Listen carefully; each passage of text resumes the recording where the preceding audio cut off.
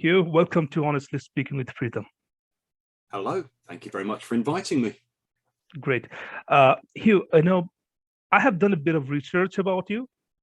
Okay. I couldn't find a lot, but the information that I've got is, have you spent the most of your peak time of your career in like Baltic regions such as Russia or Ukraine or Poland, like that? Yes and no. I mean, I've basically been based in the UK, and up until 2014, I was working at a university here in London. And since 2014, I've basically been self-employed, writing and training and teaching. But I have visited Russia and Belarus and Ukraine and Poland and the Czech Republic many times, as a trainer, as a writer, as a kind of, visiting methodologist. So I know that part of the world very well, but I've never been specifically based in any of those countries. I've just spent a lot of time there visiting and training and teaching and meeting people. But from a social media, I could figure out that you have a very strong tie with this part of this world. So many followers you have. And people kind of. I was there in 2018 to 2000 till 2020, on and off. Okay. So I was teaching and helping an institute to grow their business and stuff. So so when I was talking, try to check, who are the most popular teachers over here, one of the name was you. I may well have dented my reputation over the last few weeks for having opinions that some people don't want to hear. So but whatsoever, until let's talk until before last 2 weeks. Until the start of last month, probably yes, that would have been true to say. Before 24th of February. Yeah, exactly. Yes, I mean, I have, and I've, I guess, both in social media terms, in terms of, I hate the word, but in terms of followers, probably a lot of our audience is in that part of the world. And just in terms of teachers I know and people I've become friends with from years of traveling back and forth. And I know a lot of people in all of those areas. So did you teach in the Asian part of the world before, like Vietnam or Thailand? Yeah, in the 90s, I lived in Indonesia. Right. So my question is, please. Sorry, go on, Pritam. I was in Indonesia from 93 to 96. All right. So I think you have you understand the market there as well. So from the business perspective, which one do you think has more number of students and teachers and more demand for ESL world? Is it the Russia and this Belarus in this part of the world, or the Asian? That's quite a difficult question. I mean, I would say up until the 24th of February, there was quite a strong demand for English in Russia and a very high level of teacher education generally, particularly in the kind of private sectors and the university sectors. Quite a high level of English competence and quite a high level of engagement and motivation on the part of the teachers. In terms of the Asian sort of markets, I think it's quite different from country to country and region to region. So, I mean, if you look at somewhere like Vietnam, there's been a kind of huge state-driven effort to boost English language teaching and English language provision. I think there's a lot of engagement on the part of Vietnamese teachers in the kind of wider world of VLT. True. I think there's a kind of big drive generally to improve the levels of English spoken across the country, and a kind of top-down recognition from the state that a level of English competence is important for kind of engaging with the English-speaking world and to kind of upskill Vietnamese people, move up the economic ladder or whatever. In somewhere like Indonesia, it's quite varied. Often it depends on which part of the country you're in. If you're in Bali or bits of Java, where there's a kind of huge tourist market, English is really important. If you're in Jakarta or Surabaya, in the big capitals or the big cities, it's also very important because of the international business community and just, you know, social media connectivity and everything. Once you're out of those worlds, if you're into, like, you know, Flores or Lombok or somewhere, it's a bit more remote and a bit less relevant to people's immediate lives, in a sense. But you do still meet lots of people who speak great levels of English, often from some kind of, you know, kind of personal or cultural interest, like they're really into football or they're really into music or whatever. But I think that the kind of the demands are different, and I mean, you know, just also the facilities are different. So if you're in Indonesia or Vietnam, I mean, once you're out of the big cities, you're operating in quite difficult contexts a lot of the time. You've got big classes, you know, sometimes you have power cuts. That's the story with all part of, I think, Southern Asian countries. Like same thing with I've lived in Thailand. Same thing with Thailand. Same story. And I mean, I would say Thailand's probably about 30 years ahead of where Indonesia's at, like that. Oh, really? I didn't know that. Yeah. And know, no disrespect to my Indonesian friends, and how do you see this Baltic countries, you know, market demand? So the actual Baltic countries, I think the level of English is already very, very high, and the level of engagement with English is very, very strong. A lot of people, particularly from Lithuania, but also Latvia, less so Estonia, have traveled and moved around the European Union after those countries joined the EU. So they have experience of living and, you know, learning and speaking in other countries. I think they all recognize that English is, well, at least it was until Brexit, one of the ways in which they would become more integrated, secure members of the European Union. Correct. Estonia particularly, I think, has, and also all of those countries are kind of been undergoing this kind of de-Russification experience, and, you know, which is problematic in lots of ways. But it's also an attempt to forge a national identity away from the previous, you know, colonial overlord, if you like, and to prioritize your own national language and to prioritize English. And, you know, I mean, I can remember being in the Baltic states even before they joined the EU, and the tension after they gained independence, before they joined the EU, the kind of linguistic tensions there were already very obvious and very apparent. And the kind of anti-Russian language, Russian kind of influence was quite strong at that point. And, you know, it was problematic because you had 25, 30, 40% of the population who spoke Russian as a mother tongue. And when they were being told that in order to qualify for citizenship, they would have to pass language tests in Latvian or Lithuanian or whatever. Language for some of that older generation, that was difficult. Language test doesn't like Cambridge, or is it like recognized by an? It would be locally, kind of local versions of the, you know, Lithuanian government or Latvian government, basically setting minimum language requirements of Latvian or of Lithuanian or of Estonian, which citizens had to pass in order to qualify as, you know, Estonian citizens or Latvian citizens or whatever.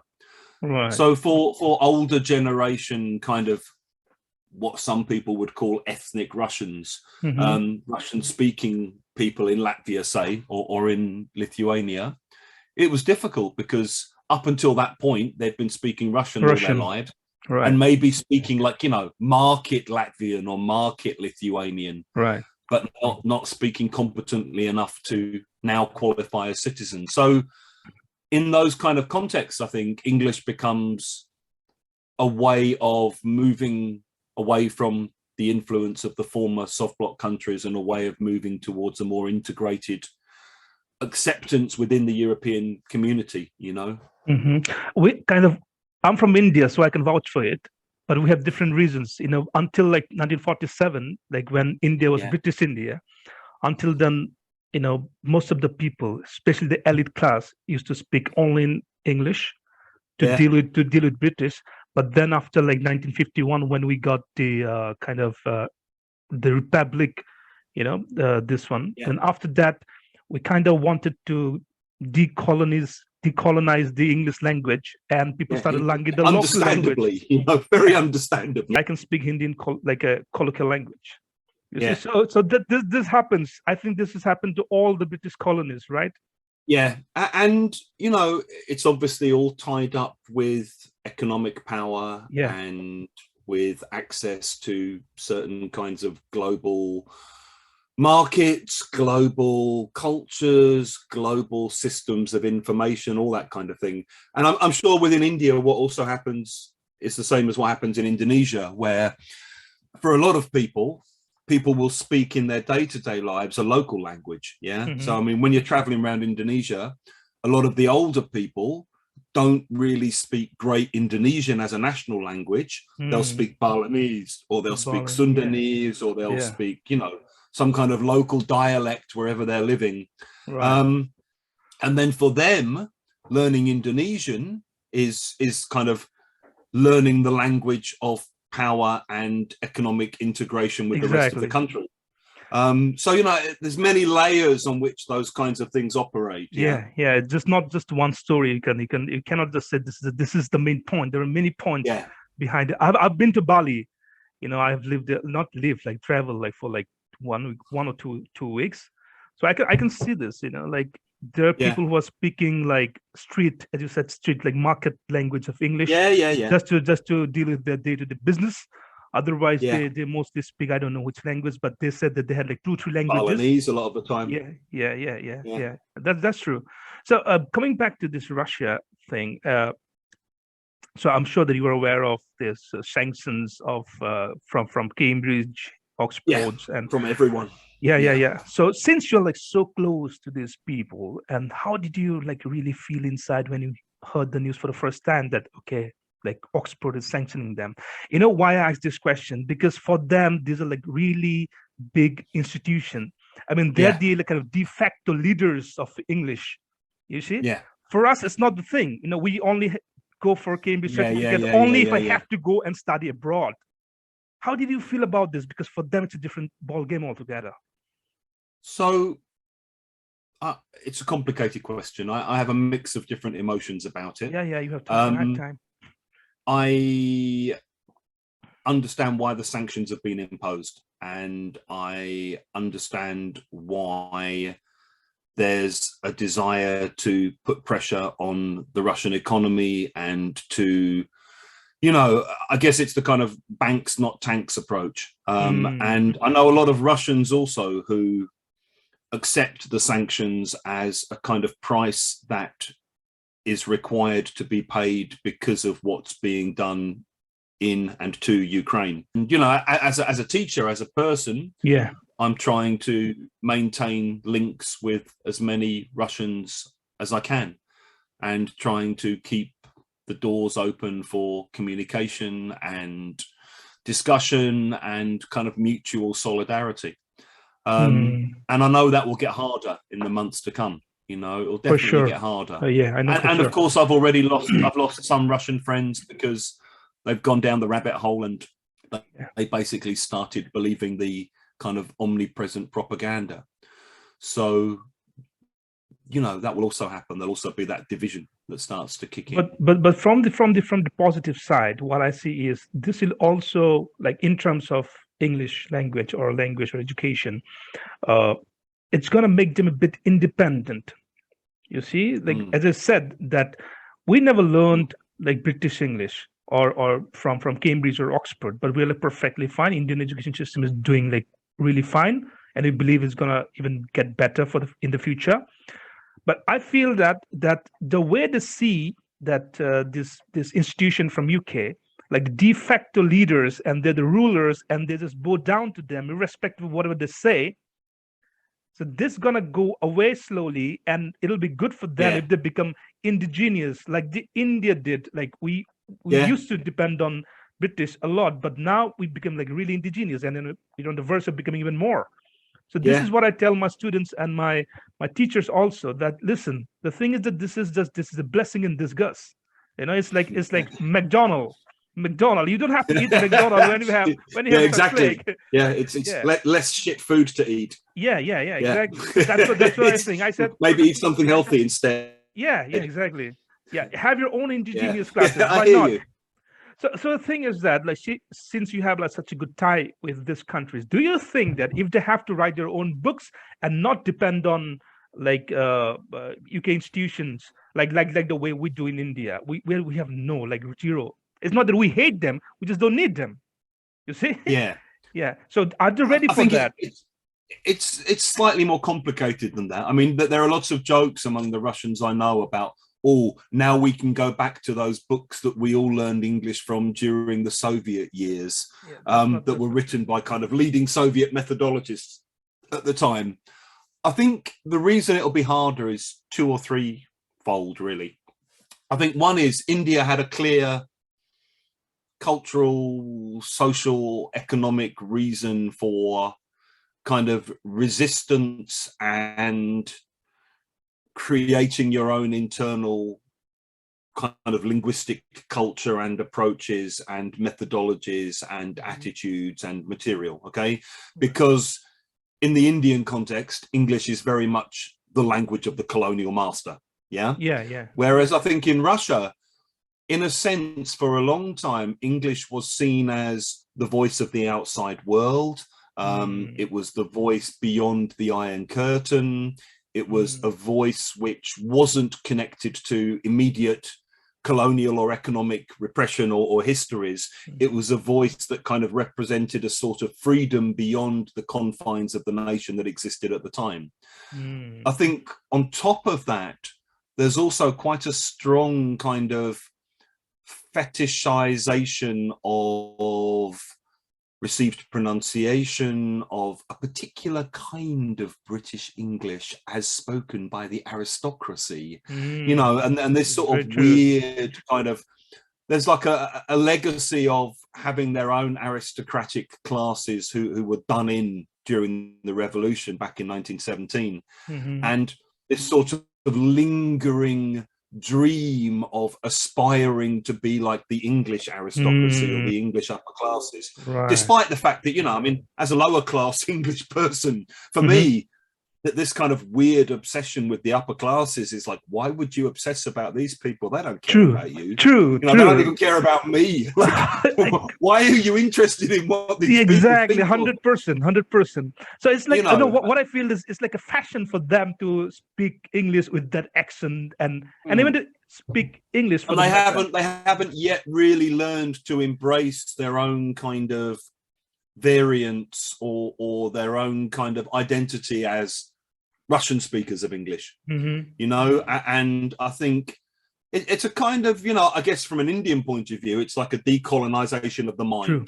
Yeah, right. And I think that's a very healthy thing to get to, But what do you mean to say is they're doing the exactly opposite thing? Yeah, and I think they have to kind of work out for themselves how they now feel about that orientation that they'd had within their own English language circle, So I don't know. I mean, I think there's a lot of incredibly talented, incredibly able people in the Russian English language area. There's a lot of really good writers. There's a lot of really great methodologists. There's a lot of really great teachers. And I think they have a lot of homegrown talent. I guess the other difference between what happened with India and what's happening with Russia is India chose that route as a conscious post-colonial road forward. Whereas I think the Russians will feel very much as though this has been imposed upon them and foisted upon them. And there's such an emphasis. I mean, Putin talks a lot about, you know, we have to become completely self-sufficient, you know, like North Korea. It's like, yeah, that's probably not the best metaphor to use, because, you know, not really sure North Korea is anything anyone in Russia's dreaming of aspiring to. And there's a lot of jokes among Russians about, you know, we can't buy French cheese anymore. But hey, you know, Russian camembert, best in the world, best in the world. And, you know, they know it isn't. And they know that they've been forced to start producing this stuff because of the kind of sanctions and the restrictions on their existence.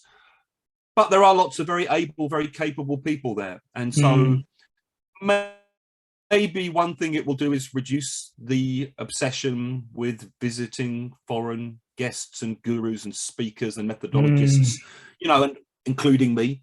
If it helps people transition more towards recognizing the talents they have within the country themselves, that's a good thing. And, you know, my loss is their gain.